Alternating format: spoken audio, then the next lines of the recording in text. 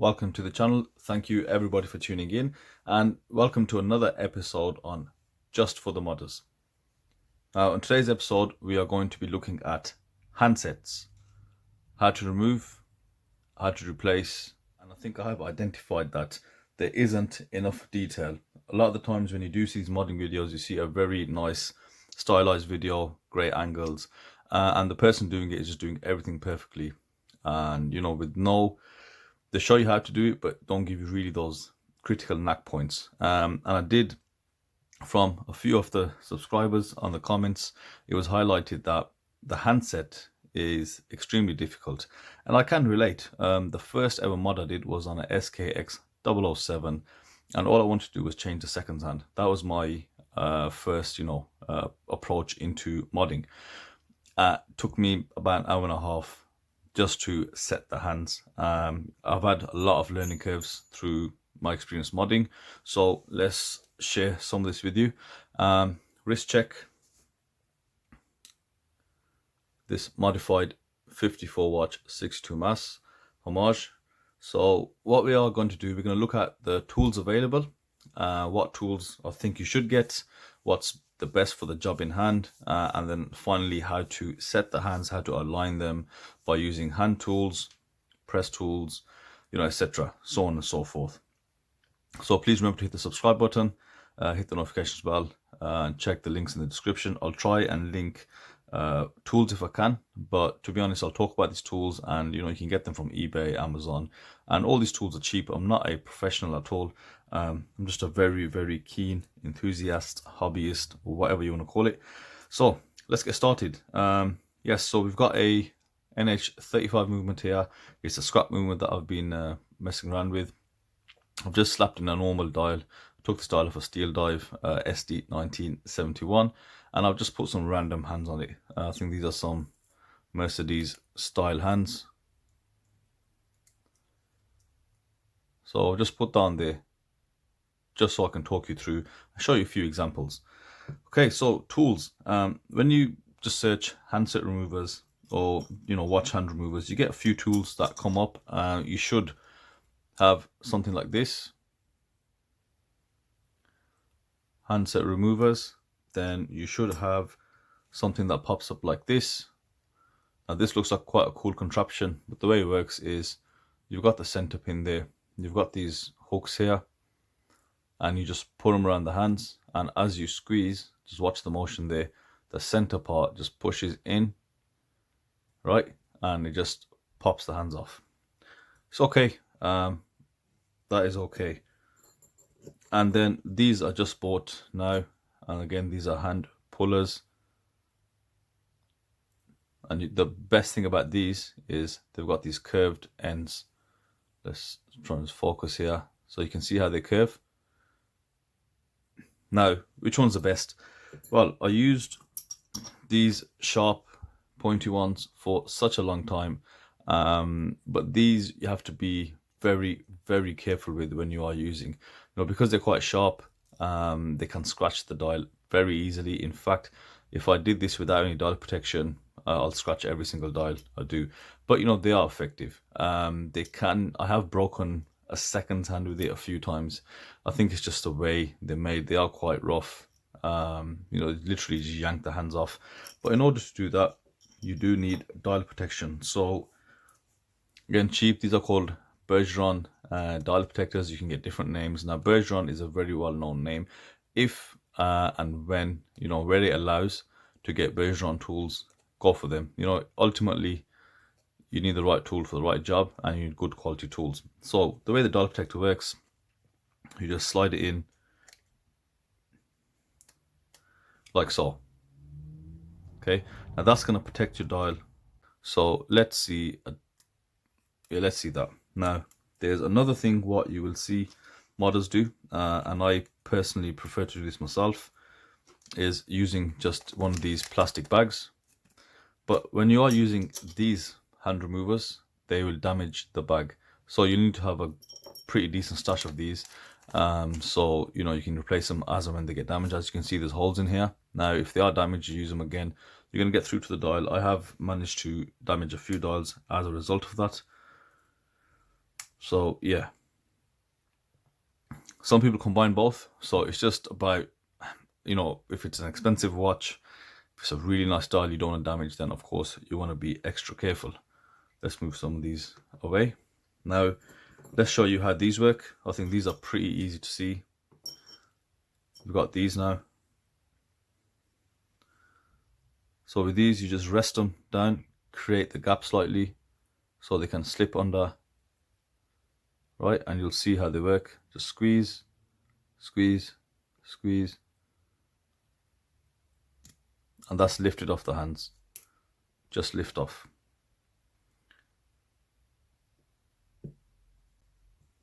And there we have it.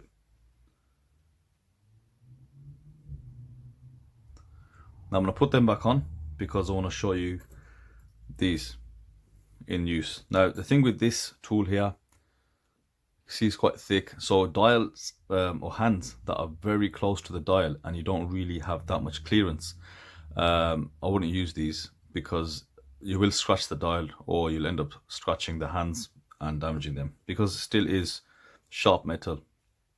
So let's stick these back on. Now brings me to some tweezers. Now this depends on your own dexterity. You can use sharp metal tweezers if you need to give you that a little bit more precision, but you need to be quite confident with them and not scratch the hands. I have scratched handsets, so in order to prevent that, you can get these plastic style tweezers. Just to search on eBay for, or Amazon, whichever one that you prefer to use. Just look for precision tweezers, or you know, just watch jeweler's tweezers, whatever, and you'll get like a pack of tweezers with specific shapes. So let's try with these. Now let's just use the plastic bag. I think the beauty with these, now since I got these, I've been using them, I actually prefer these when it comes to removing the hands, is just that curvature and how, you know, they'll preserve the bags that you're using and they'll preserve the dial. So with this, let me zoom in.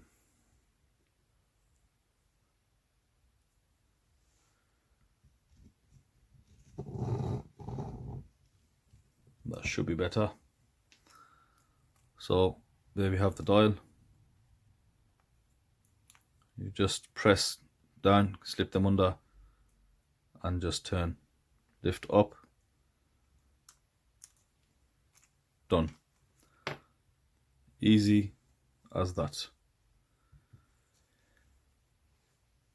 So just an overview now, just to quickly recap. I think for hand removal tools, these are the best. You can use this, but you know, ultimately I think I do use a variety of them, right? So the two that I will use is this one and this plunger style and these. Let's start putting the hands back on and let's show you how we can do that. Now, alignment. Now that is, I think, a big concern for people. It was definitely a concern for me as something. I've got a bad habit. I like to just figure things out myself and then watch videos after. So in order to do that, we've got an NH35 here. Same principle for NH36 as well. To set the hands, you just want to rotate and make sure the date changes. Now, if you don't have a date change in there, you've got no date function. Even better, even easier. But with the NH35, just keep turning until the date does change.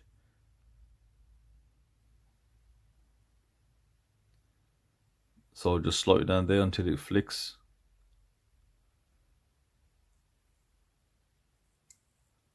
Okay, so as soon as it snaps, that is going to be at 12 o'clock. On the NH36, do the same thing for the date window. As soon as the date changes, then install your hands at 12, and then I think you'll find the full day will change around 3 AM, which is absolutely fine. So now we've set it at 12 o'clock. We can go ahead, start installing the hands.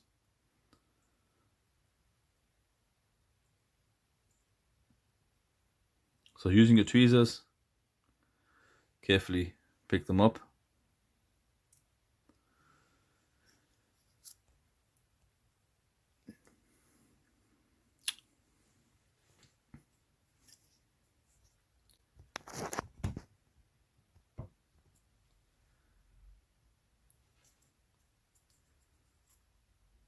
And you want to make sure you just rest it over the pinion here, and while you're here, this is where you'd align it at 12 o'clock.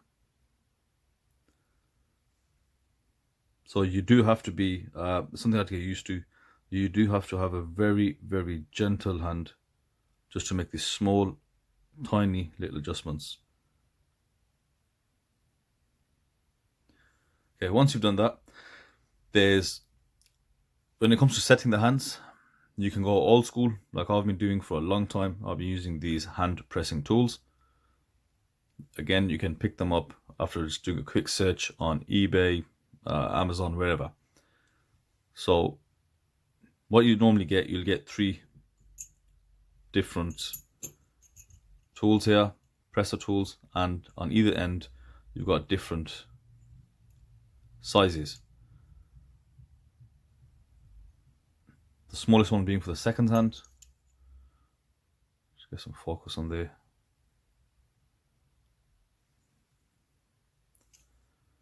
Now, it is all about the money, right? If you've got brand name tools, Bergeron, etc., and they're only a couple of quid more, I suggest you buy them, because it's about the quality. Because you're setting hands, you know, when I got these, they weren't fully flat. There's a bit of excess flash here, etc. Now, these are things which, when you buy from Bergeron, you won't get. When you buy these cheap alternatives, you know, you're going to have a slight bit of issues. So having said that, let's show you setting the hands using a hand presser tool first. Okay, so we're going to use either end. Now you really have to look and assess the hands that you're doing. Even though if we just talk about NH35s, you can get a lot of hands that will fit NH35s, they still come in a range of sizes. So you need to pay attention to not the size of the hole, the actual size around the hand. Now, some are thicker than others. So your SKX style hands, your Marine Master style hands, they are quite thicker and they're quite wider. So you want to go for the widest hole there. Now, these style hands, these Mercedes style hands, they're relatively slim. They're not that wide, so we can go for something a little bit smaller. And it's as simple as pressing down, keeping it straight, and just pressing gently. Now, somebody asked, how far do you press down? How do you know, you're not pressing it down too much? Well, let's see if I can show you. So on the actual pinion or the center where you place your hands, there is like a plate, so you can't go past a certain point. So you can press down all you want, right? Obviously within reason. So like there, it won't go past that base. So with the hour hand, it's the easiest hand to actually apply. Now, it's just slightly off, but we're okay. We can make tiny adjustments. Now, I've set hands both ways. I've set them like this when I've put the minute hand on where it's centered at 12, but I've found that I've had the most alignment issues that way. Now, I could be wrong. Like I said, I'm just a hobbyist that's doing it, so people might have another way, a better way. So what I personally like to do is I like to rotate the hour hand until it reaches 6 o'clock. Just line that up to whatever you're happy with. Yeah, so now I can put in the mini hand, and all I've got to do is make sure that's straight. So let's apply the mini hand. Now the mini hand is usually harder than the hour hand, is because again they vary so much in shapes and sizes. I mean, it's not as easy as just ordering any hand that will fit the NH35. In principle it is, but when it comes to fitting them, they do vary quite a lot. Now, what you've got to pay attention to is a couple of things. Of course, I mentioned the width of this part here, how wide it is around the hole, and also the thickness, the style of hand, the shape of hand. Now, this is a very easy, pretty flat hand. It's got a very, very slight, like a chamfer, I call it. But like the MM300 hands, they are quite thick. They're polished, brushed, and they've got a pretty decent or steep chamfer. Now they are probably the hardest hands that I have fitted, and I'll explain why just a little bit later on. So these are quite thin, and you should be able to fit them pretty easily. So again, you just got to place the hole over the top A good trick is, I can show you now, using a bit of blue tack, a bit of cleaning clay. That is your best friend. Okay, I use this method especially with the second hand. So just install this.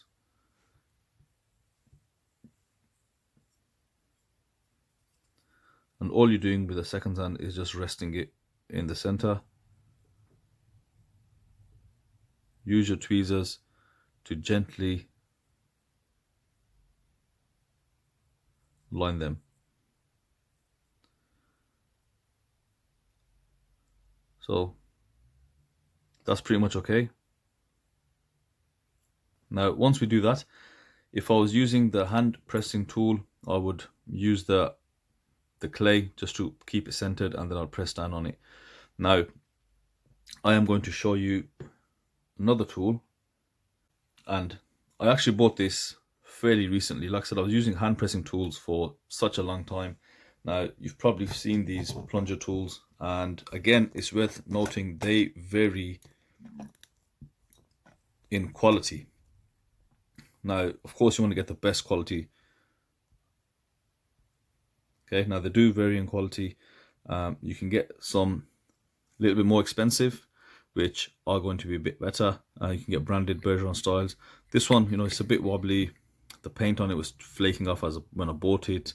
It's not the best, but it definitely does the job. So we can go ahead. This is a bit low, so we'll use another one that I bought, exactly the same. So let's go ahead, use that, but this one just got 3 hands there, just to make it easier.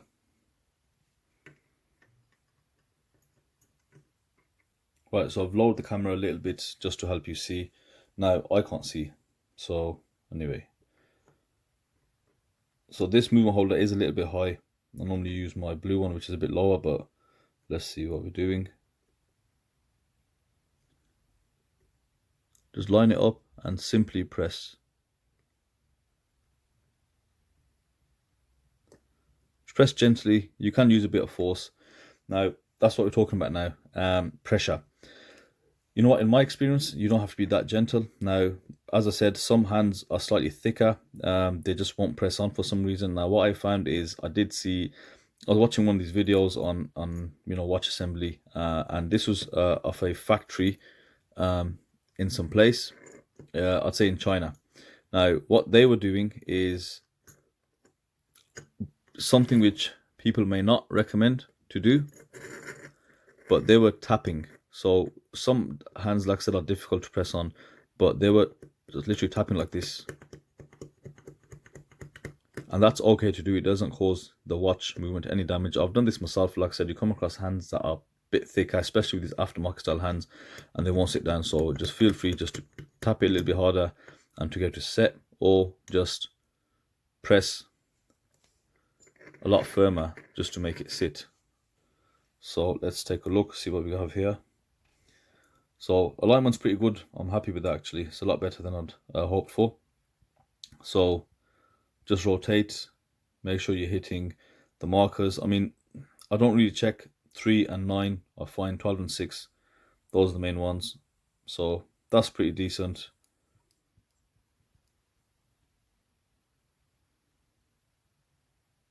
And there we have it, 6 o'clock. Right. Now, obviously these hands are dirty. I'm not using my finger cuts because this is all just demonstrations, scrap dial, scrap hands, whatever. So to clean hands, use this cleaning clay. This is actually different to blue tack. So if you're thinking about blue tack, it is a bit different. Blue tack does have some kind of oil base. So if you leave blue tack on tissue paper, you'll see residue. This has no or very little residue, and it cleans really well. Clean the dial with this, and that's the main thing. Unless you're sitting in a very dust-proof, dust-clean environment, a normal loft, especially the way I'm sitting, the dust contamination is present. So you just got to really try your best and clean at every given opportunity through every stage, just to minimize that dust.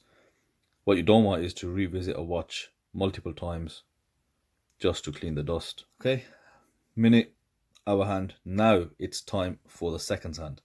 So this is, if you look at it in levels, the hour hand beginner level, minute hand intermediate. Now the second hand is expert. Let's see if I can show you what I need to show you guys. Now you're looking for the pinion. Now going back to, again, different types of hands. Some hands are pretty low and you can actually see the pinion sticking out a lot more. I have installed hands in the past where the pinion is sticking out so much that literally there's no issue. I can just land the second hand on it. But with this one, it's barely visible. You can just see there's the pinion sticking out slightly. You can see, yeah, that's much better there. Okay, that is what the second hand sits on.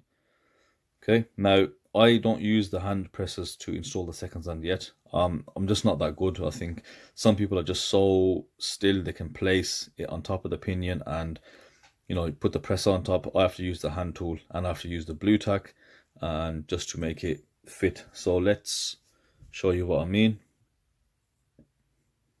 Let's bring the second hand over. Now the second hand doesn't need any special alignment. You can just go ahead, press it on. So I've got this second hand here in this cleaning clay. There we go. And here's the pinion. Now another trick for this is you do need to be, hang on, let's stop right there. Let's talk about alignment. So once you do install hands, you actually need to also check for horizontal alignment. So you can see here, you need to make sure, one, the hands are not touching, and two, they are sitting relatively straight so they don't get in each other's way and they're not off.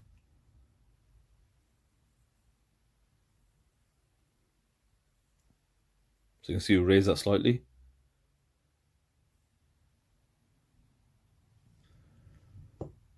Now you got to be patient. I mean, it's not just going to stick on that easy. If I was making this video as an amateur, I'll be here for a lot longer. But it's because I've done this a numerous amount of times now, you know, I know to a certain extent what I'm doing.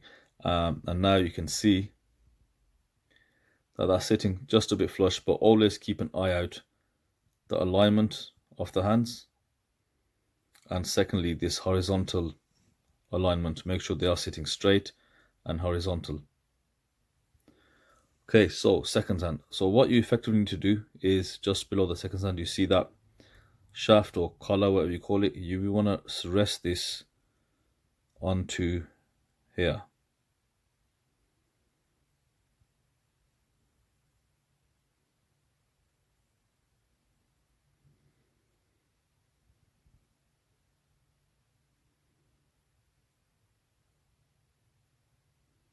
Like so.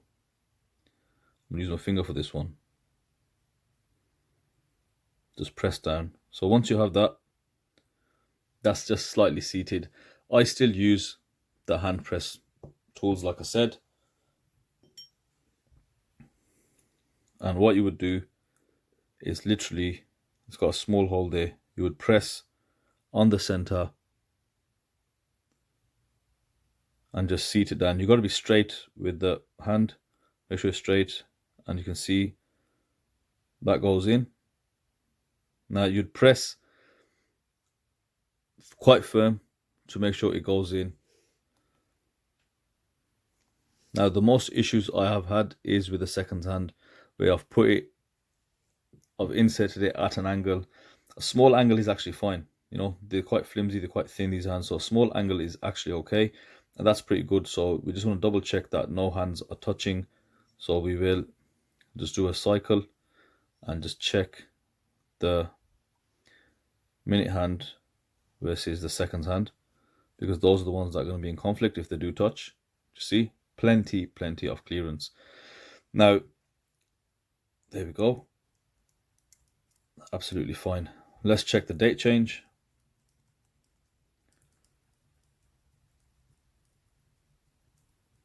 You can see it's starting to change past 11, and in and around 12 it should flick over. So 12 o'clock, no movement. Oh, there we go. And that's fine. So now the reason the second hand isn't ticking because this movement's dead. I've messed it up. So yeah.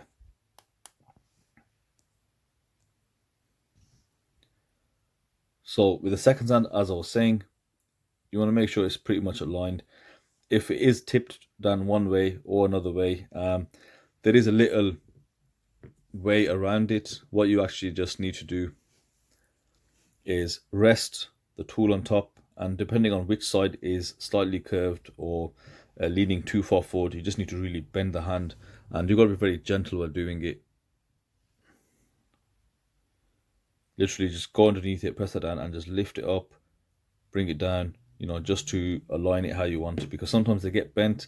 You might have the part here to just replace it, so you know you've got to make do with what you have, and just always keep checking. The main thing with the hands is keep checking clearance, and horizontal alignment.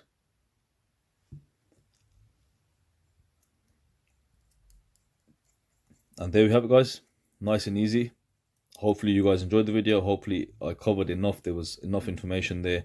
If you do have any questions, please let me know, and I'll be more than happy to respond to those questions. So as always, thank you everybody for watching, and I'll see you on the next video.